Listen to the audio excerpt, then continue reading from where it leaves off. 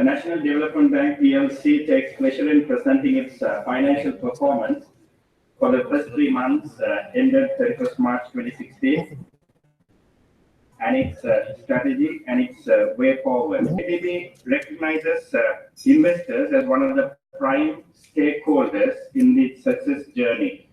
The long-standing trust, loyalty, and confidence that our valued shareholders have placed on us have been of immense strength to us.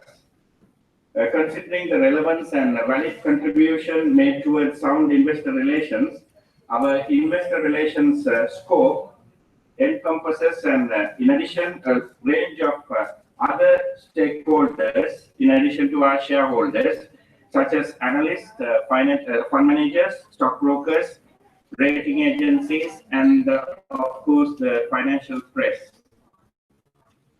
Results for the first quarter of 2016 were released to the Colombo Stock Exchange on the 11th of May, and we hosted an online investor webinar with local or for local and international participants on the following day, on the 12th of May. The transcript along with the was released to our website, the corporate website, on the following day, which was the 13th of May. So we are pleased to announce that this event also is being streamed live for the benefit of our stakeholders and shareholders overseas.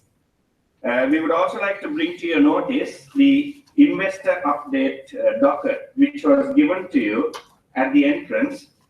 Please complete the investor feedback form that you will find inside the docket and hand it over to the reception desk before you leave from this place in the evening. We also take pleasure in, and we have an exciting competition for all the participants who are here in the form of a quiz about an interest rate forecast. You'll find the details inside the docket, and please fill that in as well online as you take it home and back to your offices. You will find the details over there. At this moment, I'd like to listen to the members of the head panel. And at the head table, we have our Chief Executive Officer, Mr. Rajendra Tyagaraja, our Group Chief Financial Officer, Mr. Faizan Osman, and the CEO of NDB Investor, Darshan Pereira. I now invite the CEO of NDB to present us with the way forward, the macro level insight into the financial performance of the group.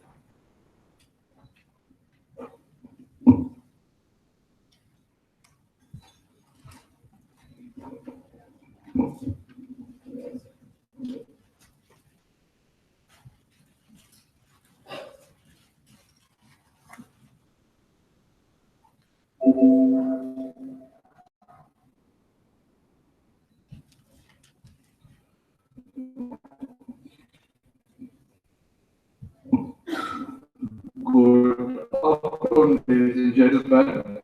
On behalf of the board and management of the bank, a great pleasure to welcome all of you this evening for the quarterly investor seminar. As was articulated before, we just finished releasing the results about, I think, 10 days ago, and followed it with an interactive webinar with almost 40 plus fund managers and institutional investors abroad. And this is a follow-up of that. And this is a commitment which we give you on a quarterly basis. What I'd like to do is, for perhaps the next 10 or 15 minutes, take you through some high-level insight into macro, strategic direction, and maybe pick on 3 or 4 of the critical levers which are important to our performance and our future, and then invite the CFO to drill down a bit more detail on some of the financials. If we look at the overall macro highlights for the banking and for Sri Lanka, the key challenge in the last 3 to 6 months has been the export performance. We have seen dimness in the relative performance of the exports, led by apparels and the tea plantations and tea exports. And I guess that has certainly has a drag down on the BOP. But we are very fortunate and pleased to note about a week ago that the government with the EU announced that the journey resume is very much on track. So while we recognize that we will not see this operationalized in the next month or so, we hope that the journey leading to that will certainly transpire during the second half of this year, which certainly is a welcoming sign both for the nation as a whole and I'm sure for the banking sector. Certainly the rating moderation by Fitch earlier in the last 6 months or so, as a whole, and it has its own challenges. And overall, if we look at the inflation, I think during the past year, if you look at, even though the average rate has come down from, I think, almost 2 to around 1.1 in the last month, on a point-on-point basis, I think from March 2018, it has increased by almost 200 basis points. And I think in the last month, it has increased by a further 108 basis points. There is definitely a correlation between that and the credit to the private sector. And while we will talk a bit more on credit growth, so that the industry will not be immune to that challenge. The top right-hand side of this chart of the slide, you see some movements in the interest rates. Two noteworthy changes on the deposit side or the interest rates. You've seen that the interbank money market rate has increased by 70 basis points year on year. And that certainly has had a challenge for us, given that, also we'll talk a bit more in detail. But if we look at the funding structure of the bank, 20% of our overall liability base, which comes from non-deposits, which is specifically debentures and money market borrowing. 5% comes from money market borrowing. And you can see what this sort of spike does to the cost of funding. And obviously, so that certainly has been a challenge for us, and we will talk a bit more about that. And then, of course, the PLR. I think in that period, the PLR year on year has grown by about 211 basis points. But there again, depending on bank to bank, the composition of your asset structure differs and the reprocess differs. But I think we are very happy that the repricing initiative at NDB in the last 3 months, certainly from February, is way on the positive side. It is actually moving north as opposed to south. So that's the positive side. The real challenge is to make sure that that repricing continues on the upward side, hopefully rising above the spike in the, and for that come to us is every billion rupees we reduce in terms of money market funding, it creates an exponential contribution towards net interest income. So very mindful of that. As a strategy, we are attacking that. Going on to the strategic framework of the bank, pillars remain unchanged. That is the overarching shelter in terms of a commitment to a profitable balance sheet growth, underpinned by a very firm foundation with strong governance, risk management, and compliance framework at pillars. I'd just like to touch perhaps a couple of points on each of these in terms of what has changed in the last 3 months or what is to be changed in the next 3 to 6 months. So it gives you some perspective. In terms of operational excellence, I think one thing we've noticed is the incidences of operational related losses come down significantly in the last 3 to 6 months last year, which tells us that the network is getting more mature, better training and better understanding in terms of how they support the business in terms of operations. The increasing the contribution of share towards the center is helping towards this. And I think you'll see a continual shift towards bringing more and more non-business oriented processes towards our shared services initiative in the next 3-4 years. Of course, along with this, in Sri Lanka has not been immune to the vagaries of cyber security. I would just like to briefly touch on this. I think we at NDB view cyber security quite different from IT security. And along with the industry, we are mindful of this. We don't pretend that we understand everything what is around us. I think that would be kidding ourselves. But just to give you some of how we have managed in the last 3 months, some key relating to IT. The bank, along with the industry, completed its baseline compliance with the baseline security standards which we worked with Central Bank a couple of years ago, and that has been constantly reevaluated. The IT vulnerability assessment, which we have been doing years, we have given a commitment to scale that up probably every 6 months because of what's happening around us. The ATM framework, which is now getting in just about completing the EMV enablement, that should complete by in June, which will then again completely eliminate the skimming process, especially with international cards. And also very importantly, in this whole journey, we gave a serious commitment to mobile banking as opposed to internet banking. And given the possible threat of cyber hitting mobile,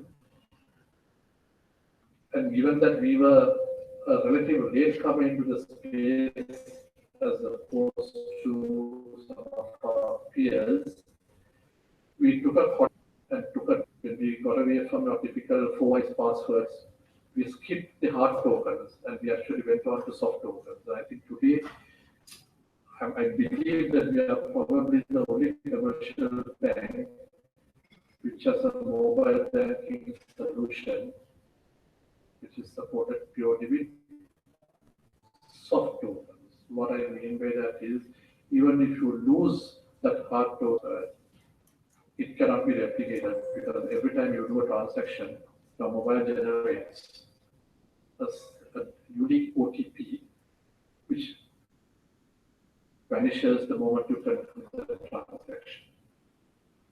And also, in addition to that, I think that those who came to the last quarterly presentation, we also rolled out a unique feature or credit card can be deactivated from your mobile wherever you are, whether you have lost it or whether you don't use it.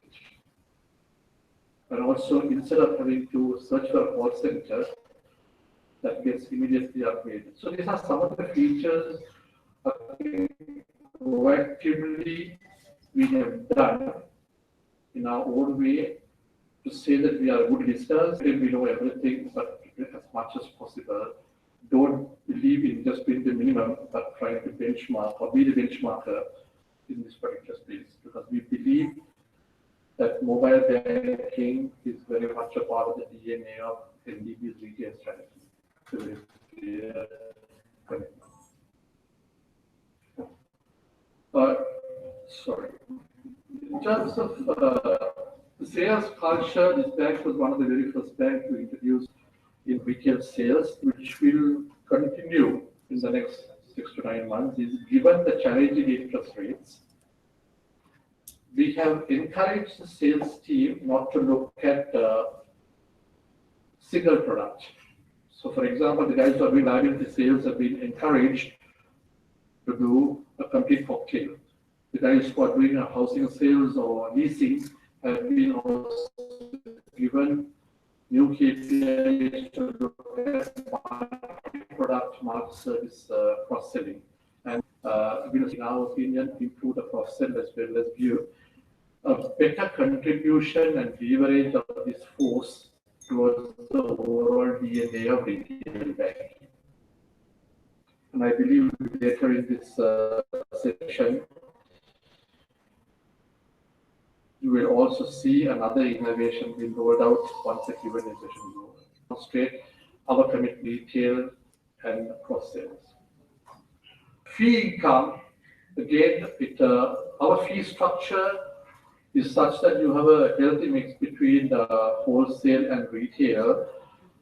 But that today, literally 1/3, I guess 30-35% comes from trade. And if I look at the first quarter, if I look at the April numbers, we are slightly behind the overall internal aspiration for trade. Sorry, for the total fee, and that is because the trade and that the external sector itself. But it's nice to note that that dip has been compensated with the bank assurance has done well, and those have complemented the moderation in trade. In terms of the cost optimization, I think again Osman will talk on the detailed numbers, but we're very pleased to note that on an overall perspective, I think the bank's cost to income was around 40, just under 47%. And on the year-on-year cost overhead growth point of view, the growth around 10%. The two components are the personal related cost has grown by around 8.4%. And the non-payroll related growth was around 12.3%, which also factors in the 6 new branches we opened to date. So despite that cost, I think we're still pleased the way we are managing cost structure. It's not cost cutting, it's optimizing cost, and I think we will continue. The talent has always been and will continue in our opinion to be a challenge in Sri Lanka as we grow to recruit, retain, and keep them energized. But I think I'm very privileged and fortunate to have a great top team with me, which has backed this strategy since summer of 2013. In this team, it is resilience. It's resilience and not just looking when it's shining, but when it's also cloudy. Having the ability to look beyond the cloud and the sunshine. And what we are here as a team is to tell you, look, it's not about giving you flowery stuff. It's about stripping the and saying what has made sense to us, what will continue to make sense to us in terms of a strategy, and how and why we propose to stick to that strategy. So if I just with this particular slide focus on perhaps 4 or 5 of the important levers which are important to our success. Top of the order comes the current and savings account with CASA. CASA. CASA as at end of March, we were around 25%, we should be 2%. We're not going to be at 40% overnight. Peers are on 45, we have always recognized that. But to get to that 32%, if I strip the 25%, it has two components. You have the branch,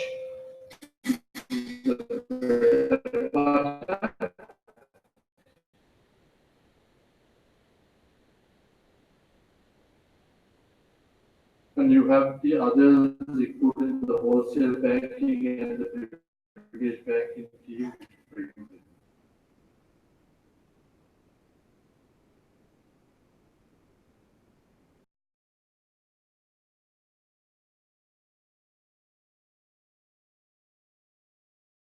Literally non-existent, and we were just under 12%.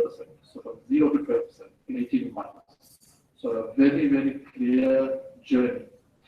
So what we, as a team, there is to work as a team while encouraging the previous guys to continue to look at the big stuff, inch by inch, increase their contribution towards CASA. Is the network will continue. If I look at the network, I think there was somebody, I think it was yellow, in the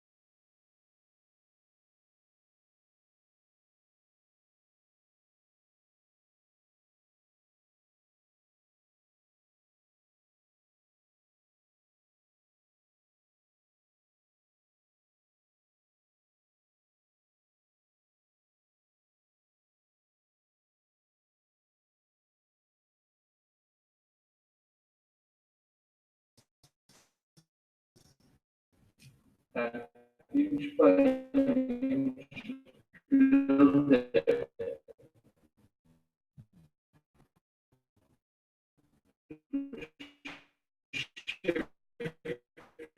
From the 27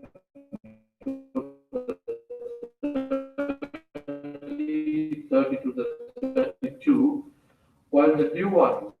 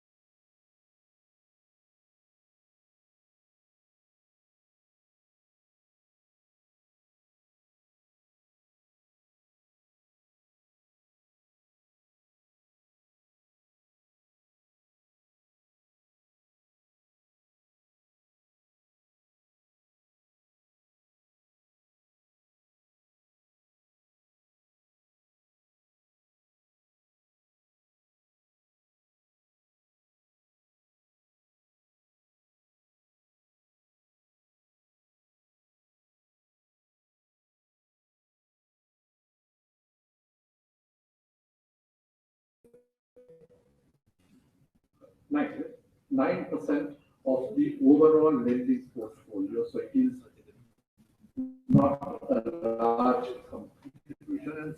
And secondly,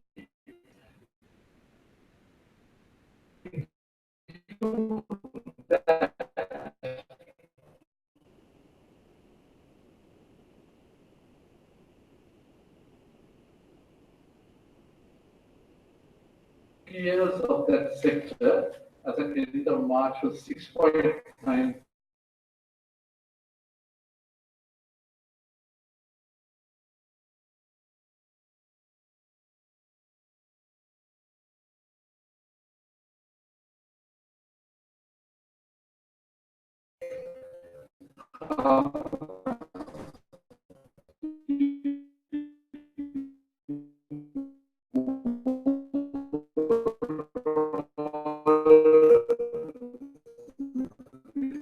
with that perspective, the net interest margins. For us, I think the asset repricing, as I said,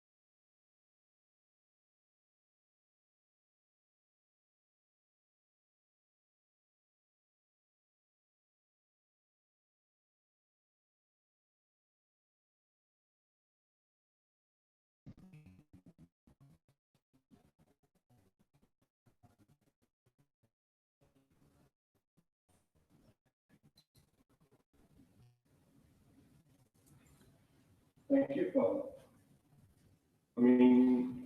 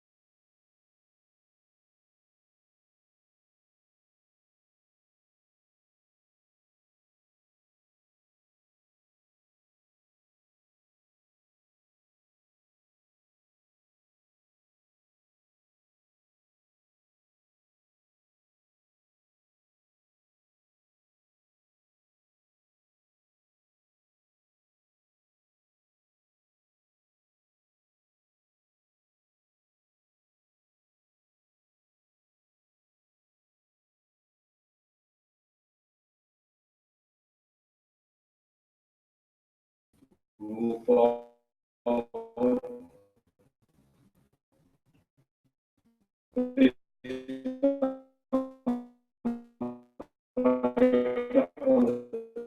Bank's performance, something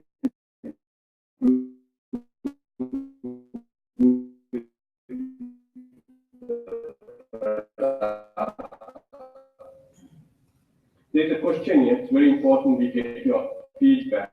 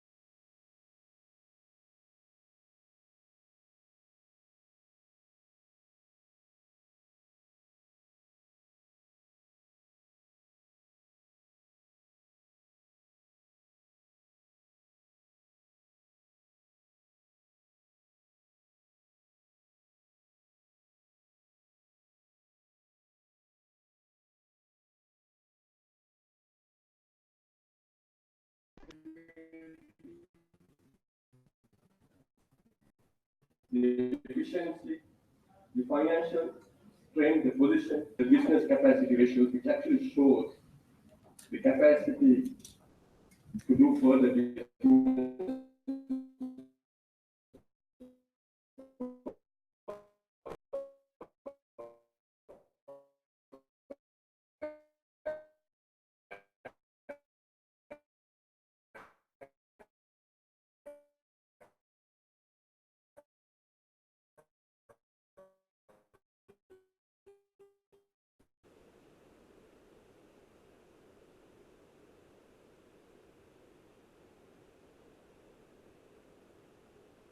Dimensions in this is very important. Earlier, of impairment charge of around 500.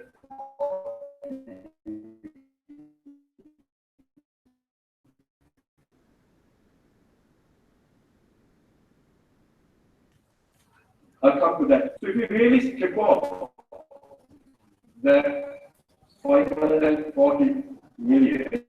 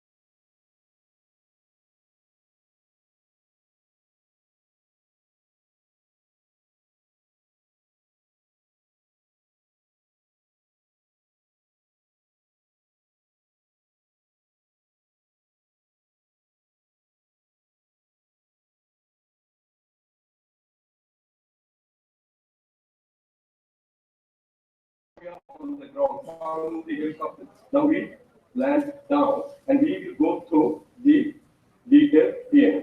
So what you see in the detailed P&L is that, as I said, we have 148 million after expenses to our which 37%. So what I'll do is I'll try to reconcile these numbers.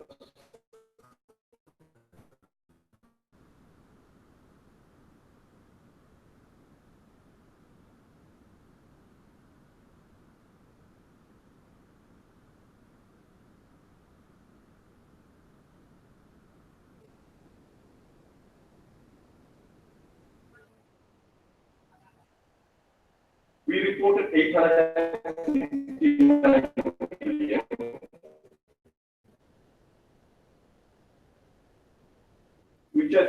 548. I'll show you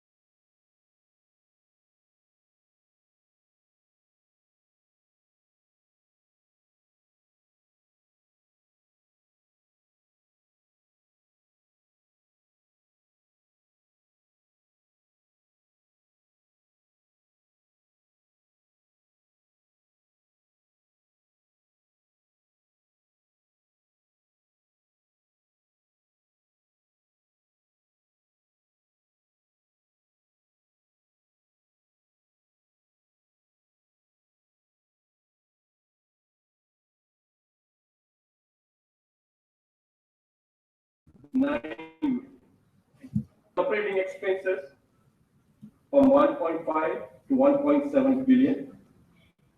There's an increase of 10%.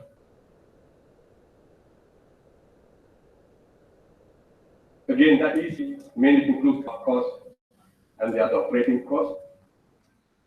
CEO mentioned the cost dynamics in the bank. One of the strategic pillars is that it's not that we cut costs, we manage costs.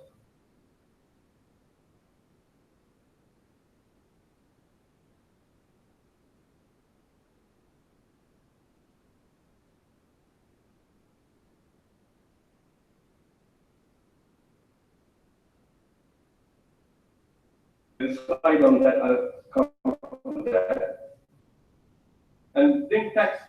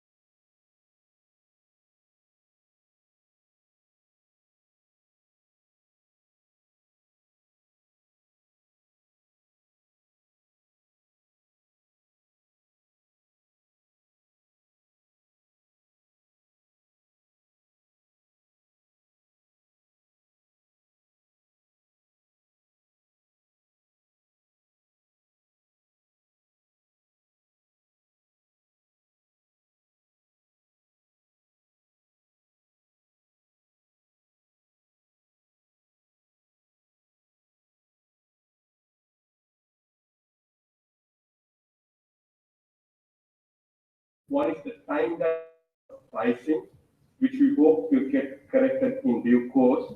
And also, as a bank, our loans are, if you see the numbers, our loans are higher than the deposits because we are a relatively new bank. So some of our funding is from external sources. So the funding cost went down. Between last year and now, I came with our president Niran to this forum. He was telling me the 1-year treasury bill rate right now is 10.31. Compared to last year, it was around 8. So basically, the interest rates have moved by about 200 basis points plus. So that really had an impact on our funding costs. So the interest expenses went up by 32%. Impairment, I discussed.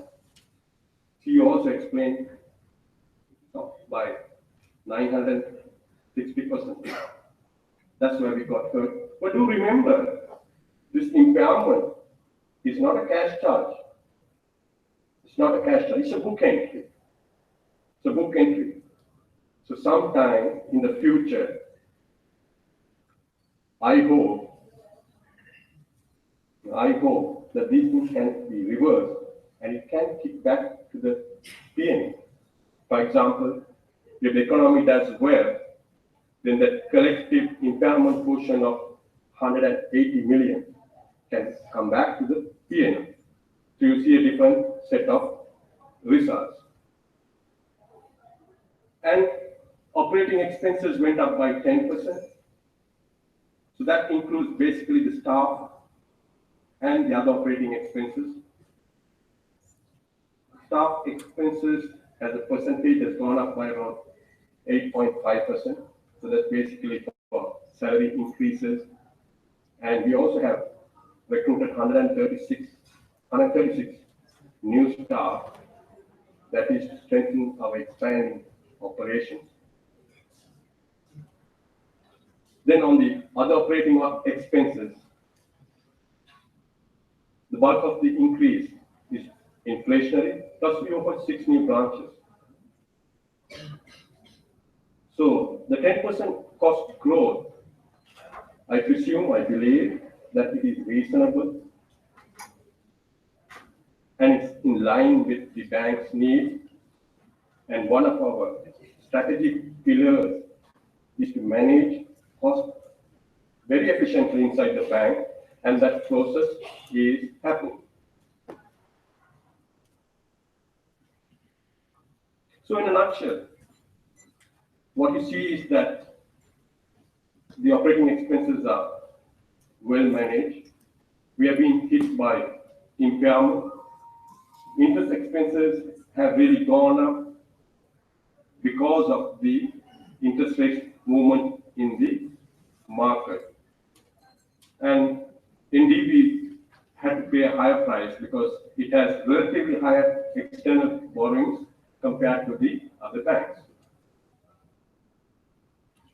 Sorry.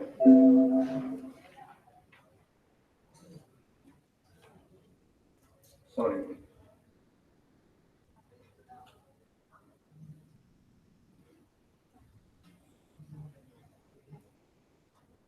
I always press the wrong button. Okay, balance sheet. What you see in the balance sheet is a growth of 1%. So our total balance sheet footing is 318 billion or 319 billion. But do remember, those who were here last quarter, we passed the 300 billion mark and we reported a growth of 17%. So at around like 318 billion, we believe we have a market share of around like 4%. Let me take you into the details of the balance sheet. In terms of net loans, there's a growth of 3%. And what you see is the investment have come down by 7 billion. So the balance sheet has grown, but it didn't take a high growth because we have curtailed our investment mainly on treasury bills and bonds. I guess people who understand the interest rate environment, that's kind of the right strategy in a rising interest rate environment. So what we basically did, we reduced our exposure here and reduced borrowings.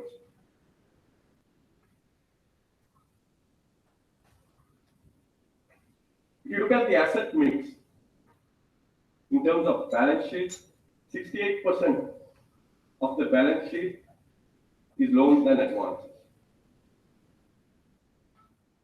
And out of that, 76% is in healthcare. Let me take you to the liability side. We have 62% of the balance sheet funded through deposits and almost 75% in healthcare. Now what you see here is a mismatch. The assets are more than liabilities. Ideally, it should have been the other way round. And that's why we have a higher funding cost when the interest rates go up. You can see that in the balance sheet also. Okay? Loans and advances of 215 billion. Our deposits are. So we are short of around like 15 billion. And that's why the CEO said, CASA, CASA, CASA. So if the CASA gets fixed, what will happen is these results will be completely different. Our margins are going to go up and you are going to see a completely different set of results. So we know what our gap is. The gap is we need to fix our CASA. It's not, and the reason behind this is also is that I know some banks have CASA of like 35, some have more than 40, but these are banks who have been here for 100 years plus. We are a relatively new bank, and our CASA is growing, and we have to get there, and we will get there. So, in a nutshell, the bank's balance sheet is growing, the deposits are growing, the assets are growing, and yes, there is a funding mismatch which the bank is working towards.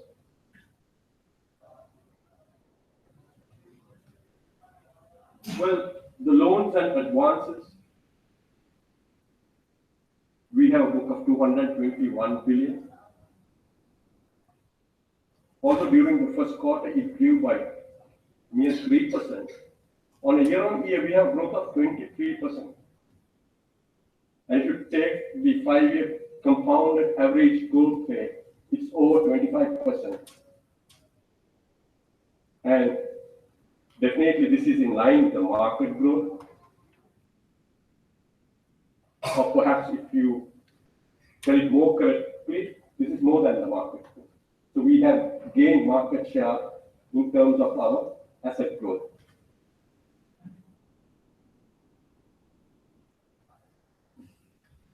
If you come to this pie chart here, it gives you the segment breakup. It says retail and SME is 40%. And on the right hand side, it shows the growth. So what you see is the retail and SME sector is growing at a faster pace. Corporate, last year it was 42, it has come down to 37% as a percentage, but it does not mean that it has come down in absolute volume. Volume, there is a growth of around 8 to 10 billion. But the retail and SME sector is growing at much faster pace. And in particular, the project finance. Project finance has grown from 19 to 23%. And this growth is intentional because the bank's strategy is to become a premium development-oriented licensed commercial bank in this country. So that's part of the strategy, and the strategy is working here.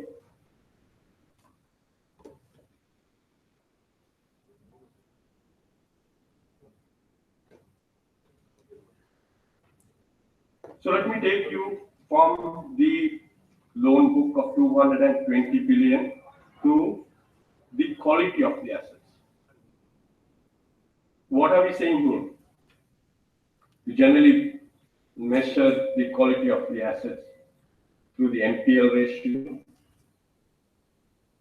Our NPL ratio is around like 2.5 compared to the industry of around 3.2. Or if you see, yes, we agree, and that's correct. NDB's NPL has remained flat.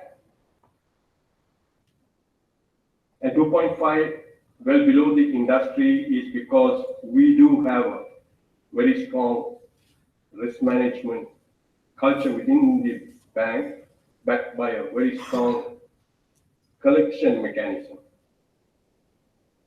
We're happy to see the industry average is coming down, but if you really go into these numbers, you'll also see that some or one or two of these big banks had some large credits and they have corrected themselves, and the ratio has come down.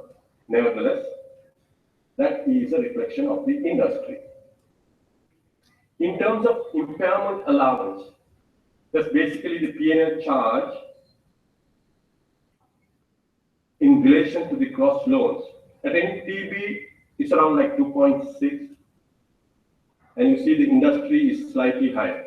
So what it basically says is industry charges higher to the P&L compared to NDB. That's correct, yes. But the difference is 10 basis points. I think that's fair because although the difference here is 10 basis points, in terms of NPL compared to the industry, we have an advantage of 70 basis points. So this is a fair reflection. In terms of portfolio diversification, you see this wheel chart, the portfolio is very well diversified.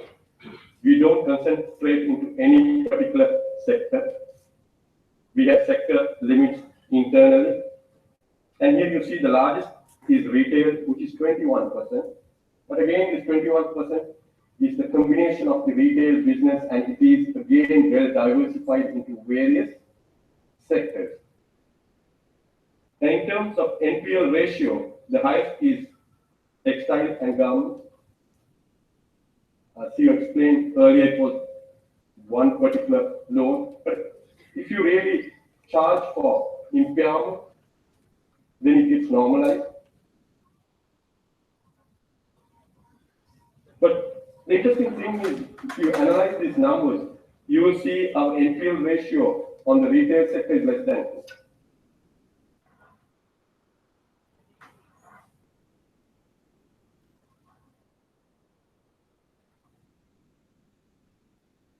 So if I may conclude, the conclusion is that NDB's loan book is growing, has grown more than the market average, and it continues to maintain a balanced, a quality portfolio, and risk is managed quite well.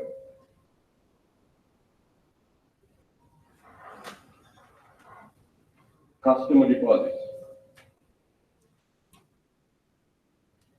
This is where our focus has to be, and this is where our focus is, and that's why the CEO said CASA, CASA, CASA. He keeps on shouting CASA, CASA every day in the bank. And what you see is that the current of 9%, savings of 15, 24%, that is not adequate. We certainly want to move that to 30 plus. And if we move to 30 plus, our margins are going to go north. And I can assure you, you see certainly different set of numbers. But if you see overall, year on year, although we had a growth of 7% during the 3 months, year on year there is a growth of 21%. And over the past 5 years, deposits have grown at 25%. A compounded average growth rate of 25%. So deposits are growing, but we have a cap of around 15 billion compared to our lending portfolio, which we are funding today through external borrowing. And that is getting fixed. And when that gets fixed, our margins should go north. From deposits, let me bring you to the level of liquidity inside the bank, within the bank. Regulatory liquidity minimum of 20%. We are well above that threshold. But now this new thing is coming as per the Basel, the liquidity coverage ratio. We are supposed to be 100 in 219. Right now we should be 70. We are at 184. So we are well above even what is required in 2019. So healthy liquidity, deposits are growing, but we need to run much faster to improve our yields, our margins on the CASA front. And we acknowledge that factor, and that's the message we got from our CEO also.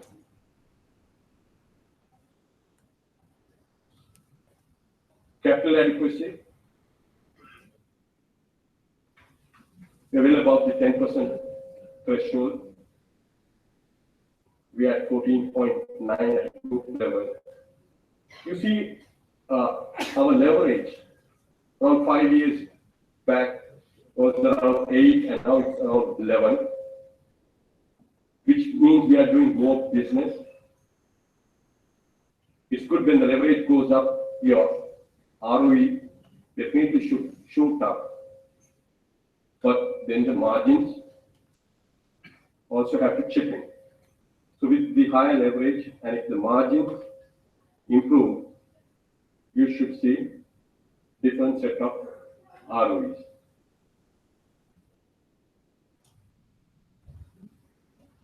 And finally, this slide is for you, the investors. What you see is earnings per share has come down basically because of the reduced profits during the first quarter. Book value also has come down by about 350, but that's because we have paid a dividend of more than 600 million, and there's also a mark-to-market impact of 600 million plus during the first quarter due to the AFS portfolio. I can tell you that that also included our investment in Ceylon Bank. You know, from March to April, market has moved favorably. That 600 million would have come to around like 300 million now.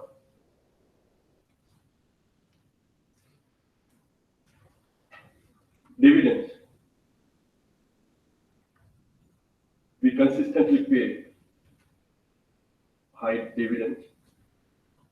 Probably amongst the banking sector, we are one of the best dividend paying company. We have done that in the past, and I believe so that we will continue to do this in the future as well.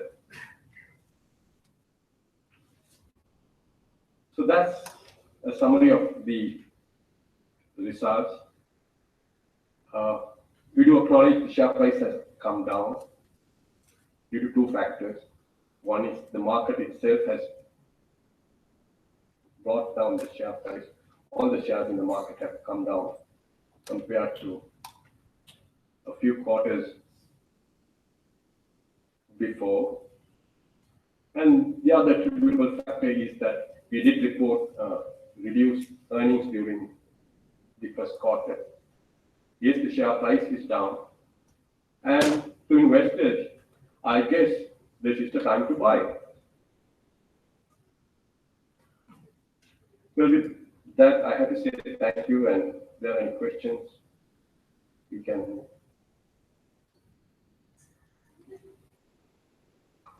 Thank you very much, Osborne. We come to the end of the formal delivery part of it, ladies and gentlemen. Now it's question time. We are more than pleased to take any questions or try to improve the clarity of to improve your understanding on how we've been performing and articulate our strategy. So please identify yourself. There are between mics for you.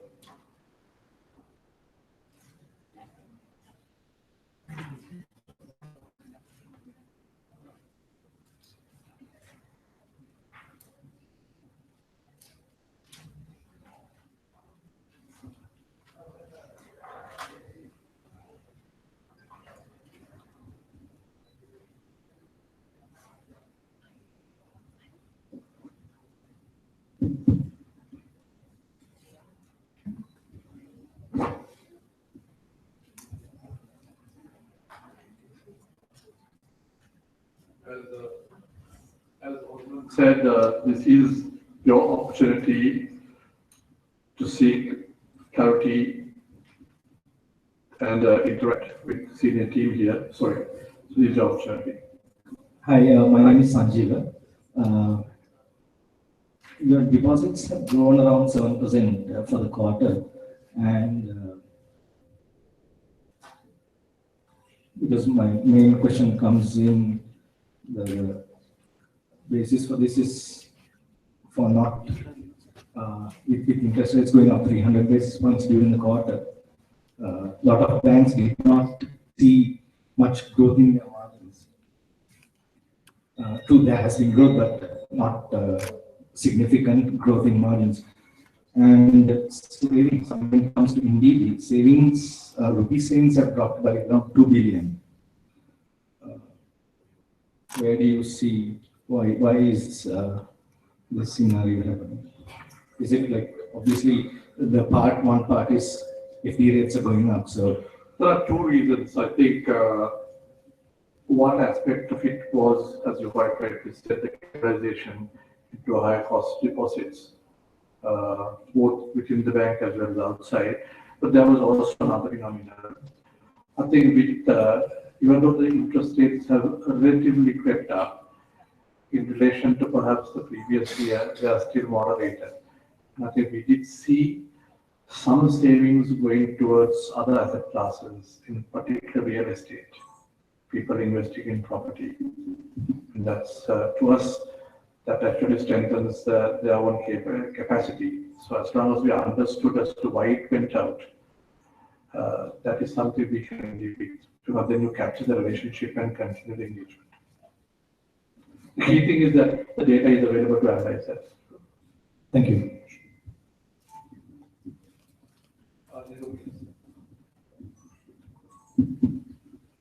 Thank you, Mr. Tyagaraja, for answering the CASA question that we posed to you pre-presentation time. Second question I have is, in your 5-year plan, how do you address to increase your market share in terms of your building a balance sheet? So if you look at the way we started this journey as a team in the middle of 2013, this book was, I believe, somewhere around 170 or 180 billion rupees. We then crossed the 200, went to 250, took a critical thing to cross 300. I guess the next thing is certainly to aspire to around 375, 375 this year.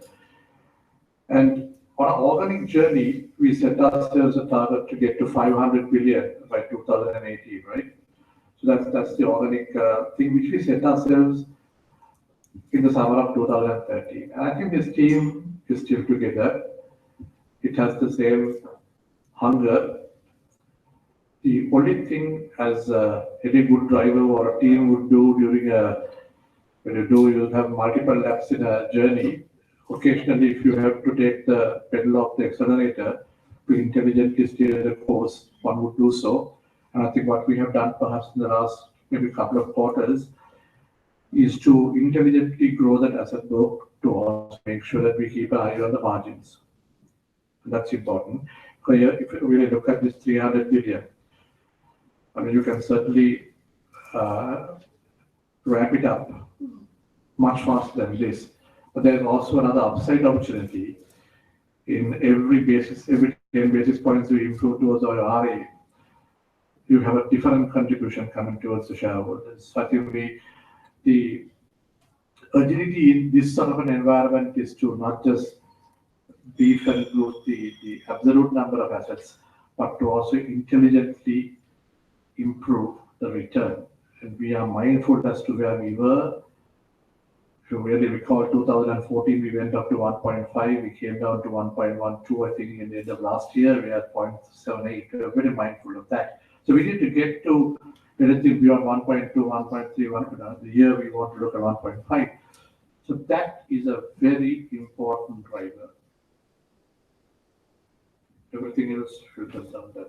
Saying that, the hunger, as I said, as a team, the vision was 2018, we will go for that. And that is our organic journey. Hope that answers.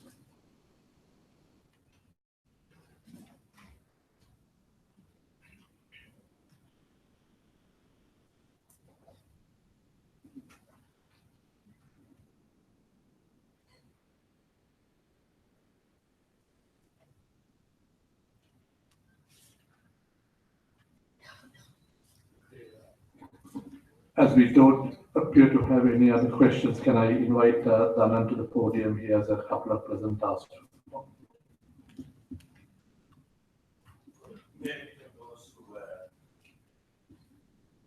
For the benefit of those who came in late, just want to remind you that in the investor update docket that was handed to you at the entrance, you have an investor feedback form. If you can fill that and give it to us before you leave, we'll be happy to receive that from you. And secondly, Osman also announced about the exciting competition and the 8-course meal that comes as a prize. And it's a forecast of the interest rate. So that document is also inside the docket. At this moment, as you are a lovely captive audience, we take pleasure in asking you to continue to remain with us as we want to introduce you to one of the new products that we are introducing in the market, NDB One Account. And I call upon Prabodha Samrasekara, CEO of NDB Wealth Management, to introduce the product to us.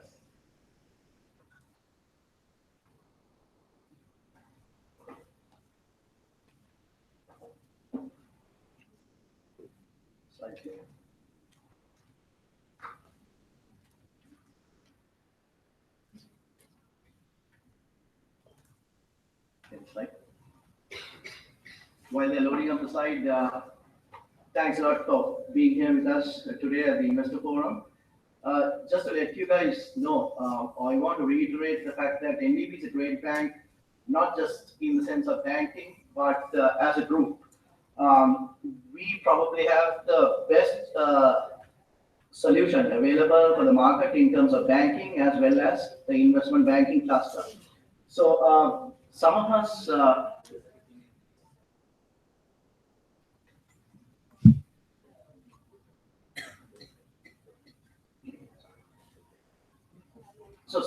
looked at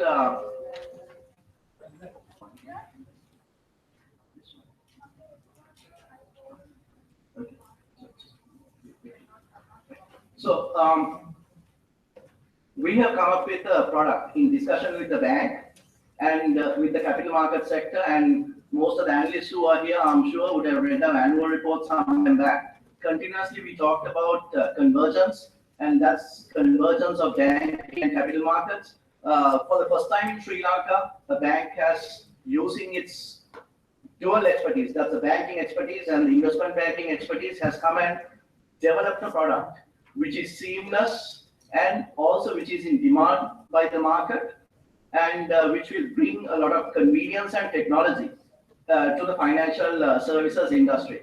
So there's a small video. Let me present that video to you first, and then let me get into discuss the product.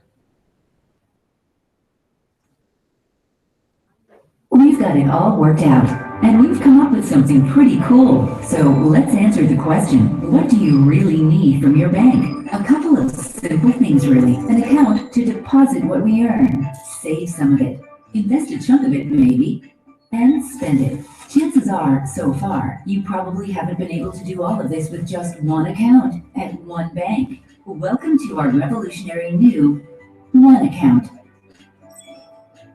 Here's a neat little bundle of everything you need from your bank in one place. Bundle together your current account, your Visa card, and a high-earning money market fund, and voila! You've got yourself just one account that does a whole lot more. You can turn your one account swiftly into your cash manager, income saver. All you have to do is start remitting your monthly salary into the current account. Ready? Go! Now that you are running with your one account, you can add, say, an account to save for your 7-year-old. No problem. What about a retirement income plan for you? Anything else? Perhaps your wife would like her own savings plan too. Just add it all in and monitor it all with just one statement. On the web, on your mobile, or at your desk at work. Cool. Your one account also evolves with you. As your kid grows older, you can convert their savings plan into an education plan. As you progress, your savings plan will multiply returns. Tick off your bucket list and lead a life of leisure. You can also add in a high return growth fund into the basket to really supercharge your savings. Pay your bills with your Visa card, keep track of your spending, and use your card on the best discounts and offers in town. Did we mention that you can do all of this with just one account? One account from NDB, banking that makes sense to you.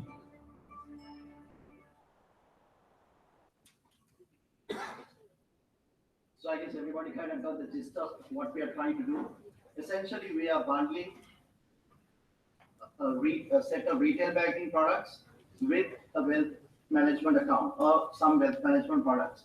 It's a very basic product which we think will attract many young professionals in the market because that's the kind of target market we have.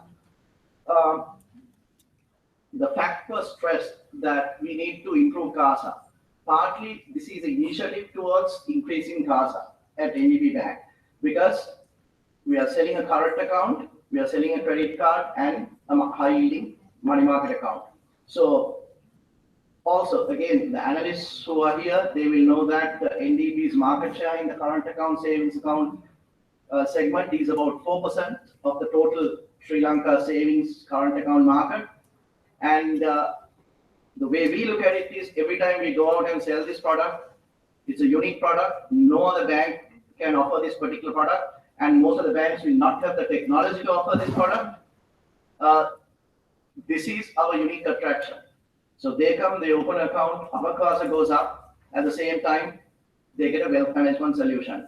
And for the people who are, again, analysts who are practitioners who really deeply analyze some of these products, I think I just want to also tell you that this is really a custodian account for the masses. If you know what a custodian account is, for the people who do not know what a custodian account is, a custodian account involves a cash account and a securities account. You credit the cash account. When you buy securities, your cash goes down, your securities account will get credited with the securities. This is going to be allowed just for 500 rupees a month, provided you bring in as the initial deposit 100,000 rupees, right? So usually, if any one of us go to a custodian bank and if we want a custodian account, we have to pay at least around 10,000 rupees a month as the account charge. Here it's 500 bucks. Your asset allocation initially is into a money market fund, which will give you something like 8.25% right now, AA plus rated. Plus, going forward, if you want to use that money to buy stocks, buy bonds, buy government securities, all that can be done through this one account. And the beauty of this is NDB also has the technology to go with this product. That is mobile banking, which was introduced at the last quarterly account presentation by Darshana Nayak here. That's a beautiful product you can download and all that's hooked up to the one account. Also, we don't stop there. We also give you what you call a single account statement. Again, no bank in Sri Lanka can do this. Only we will be able to do this with the one account because the credit card information, current account information, plus your wealth management account balances will be available through this single statement. All that's coming. Again, let me take you to the beginning of the product. When you enroll for the product, at the moment, any bank or most banks, even if you want a credit card and a current account, you have to fill many KYC forms and many other forms. Here, it's a single relationship manager or a single advisor, single set of forms, one bank, one place, and you just don't deal with a lot of hassle.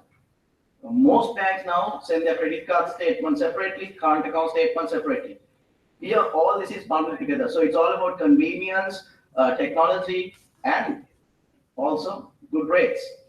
You know, some people will give you all this and then just give you a very low rate. Here, you're getting on something like a savings account, 8.25% tax-free rate of return. So this is the new product from NDB. We have a stand out there.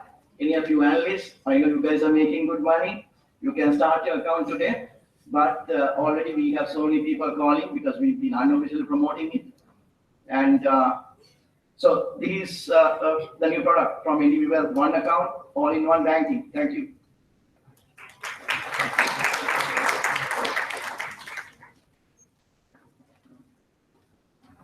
Thank you, Prabodh, and thanks to the members of the head table. Thank you for joining us today. Please join us for some refreshments, and also you can network during that time. Thank you once again.